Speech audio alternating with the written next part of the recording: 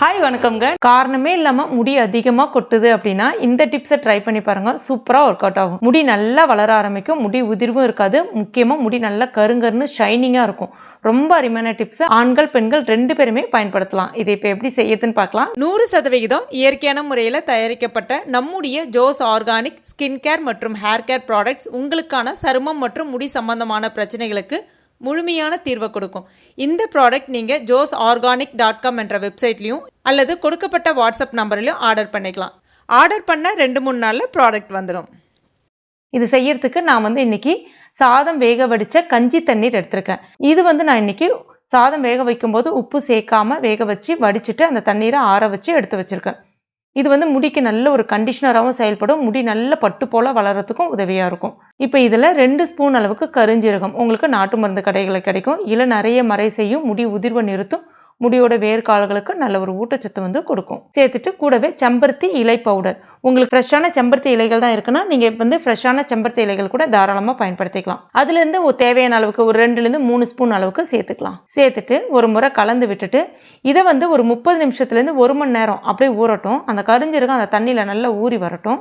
Suppose உங்களுக்கு கருஞ்சீரகம் ஊறத்துக்கு time எடுக்கும் அப்படின்னா நீங்கள் கருஞ்சீரக பவுடரை கூட பயன்படுத்திக்கலாம். இப்போ இந்த மாதிரி வந்த பிறகு இதை மிக்சி ஜாரில் சேர்த்துட்டு நல்ல நைஸான பேஸ்ட்டாக இந்த மாதிரி அரைச்சி எடுத்துங்க. இப்போ இதை ஒரு பவுலில் மாற்றிடலாம். இதில் தேவைப்பட்டால் விட்டமின் இ ஆயில் கூட நீங்கள் சேர்த்துக்கலாம். இல்லைனா ஆலிவ் ஆயில், கோகனட் ஆயில் ஒரு 2 ஸ்பூன் அளவுக்கு சேர்த்துக்கலாம். ஆனால் இது தலையில் தடவுறதுக்கு முன்னாடி ஒரு மைல்டாக தேங்காய் எண்ணெய் மட்டும் கொஞ்சமாக அப்ளை பண்ணிக்கோங்க. தலையில் அப்ளை பண்ணிவிட்டு அதுக்கப்புறமா இந்த ஹேர் பேக்கை போட்டுட்டு ஒரு 20லேருந்து 30 நிமிஷம் அப்படியே விட்டுட்டு அதுக்கப்புறம் வெறும் ஹேர் வாஷ் மட்டும் பண்ணிட்டு வாங்க. இதை வாரத்தில் 2 முறை இந்த ஹேர் பேக்கை ட்ரை பண்ணி பாருங்கள். முதல் வாரத்தில் உங்களுக்கு ஒரு நல்ல டிஃப்ரென்ஸ் தெரிய ஆரம்பிக்கும். ஃபஸ்ட்டு முடி உதிர்வு நிற்க ஆரம்பிக்கும். அதுக்கப்புறமா 2வது வாரம் முடி வளர்ச்சியும் உங்களுக்கு நல்லா தெரிய ஆரம்பிக்கும். தொடர்ந்து பண்ணும்போது அந்த இளநரை பிரச்சனை இருக்காது, முதுநரையும் தள்ளிப்படும். அவ்வளோ ஒரு சூப்பரான டிப்ஸ் இது. கண்டிப்பாக ட்ரை பண்ணி பாருங்கள். ஆண்கள் பெண்கள் 2 பேருமே ட்ரை பண்ணலாம். அதே மாதிரி இதை நீங்கள் பயன்படுத்தும் போது ஷாம்பு பயன்படுத்தலாமான்னு கேட்டிங்கன்னா தாராளமாக பயன்படுத்தலாம். நடுவில் ஒரு தடவை, அதாவது இதை நீங்கள் யூஸ் பண்ணுற அன்றைக்கி ஷாம்பு பயன்படுத்தாதீங்க, மறுநாள் அந்த மாதிரி கூட பயன்படுத்திக்கலாம். செம்பருத்தி பூ பார்த்தீங்கன்னா நல்ல ஒரு கண்டிஷனராக இருக்கும். முடி வளர்ச்சியை நல்லா தூண்டும், முடி உதிர்வும் இருக்காது.